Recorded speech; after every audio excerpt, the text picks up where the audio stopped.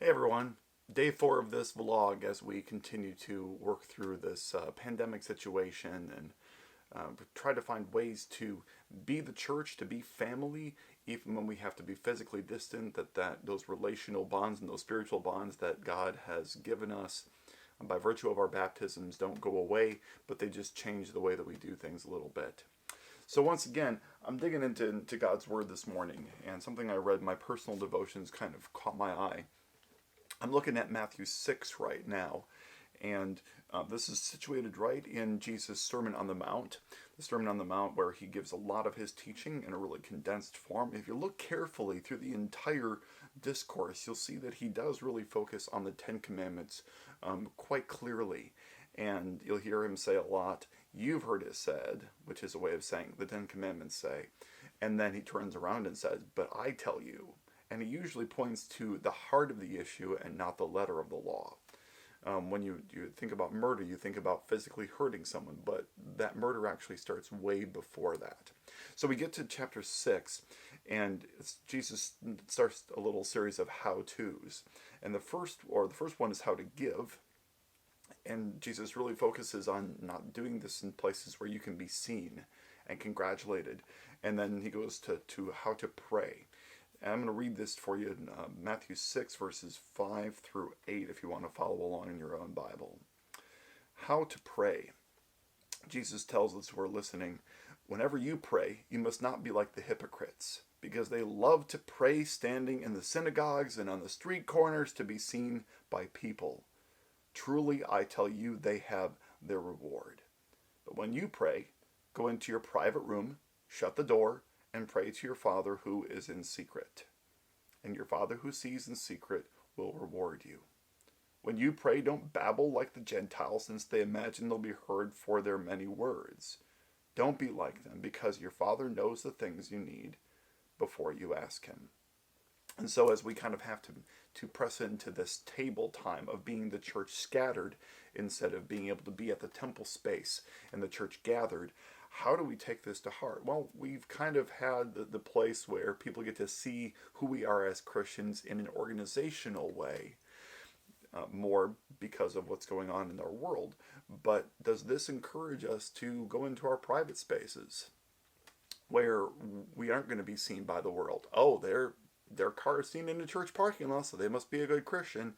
Or I hear them talking about this all the time. This is an opportunity to dive into prayer a little bit more deeply. And I love that this is, in so many cases, we like to know what to pray instead of how to pray. And so Jesus gives pretty clear direction that this is not supposed to be something done in front of a whole lot of people. It's not a showpiece, so to speak, but it's something that's done personally. It's like talking with someone who's right there next to you. And I also like to encourage people, especially lay people, not to get caught up over using the right language, because God understands every utterance of your heart, even if your words don't convey them well or properly or in some sort of very precise way. God knows the cry of your heart, and he just wants to hear from you. So let that be an encouragement to be not just in the word, but also in prayer during this time. Looking at chapter 2 of Joining Jesus on his mission, Pastor Greg Finke wrote this book several years ago, and it continues to be just a gold mine of great insight and encouragement to put our faith into practice as we go out into the world and serve our neighbors, whoever those people may be. And I keep on coming back to this phrase that God does the heavy lifting. I had a friend of mine on Facebook comment on that just the other day. So hi, Sarah. I heard your comment, and it was really encouraging to hear that was something you needed to hear. It's something that we all need to hear from time to time. So this is page 35 and 36, the end of 35 and into 36. We know Jesus is already out there in our neighborhoods, doing the heavy lifting of ripening people for their next step toward his Father's redemption.